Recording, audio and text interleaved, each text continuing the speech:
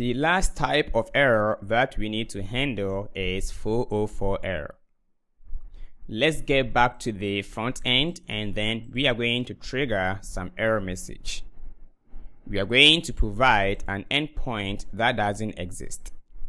If I change this one to something like this, and then let's go ahead and create a post. If I enter something here, as you can see, we didn't see that error.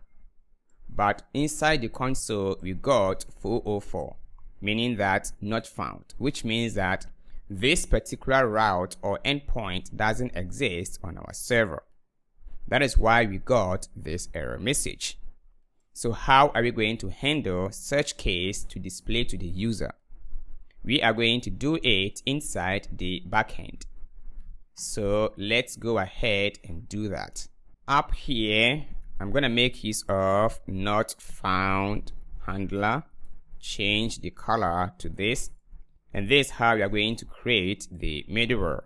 It's going to be app.use, and then I'm going to pass in callback function. We have access to rec, response, and then the next.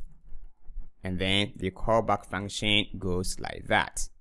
So here we're going to say that res.status, and then provide 404 meaning not found, and then the JSON provide message, and then we will say that route not found. Alright, so now with this one, let's try out. If I try again, as you can see, route not found on our server, meaning that everything is working fine.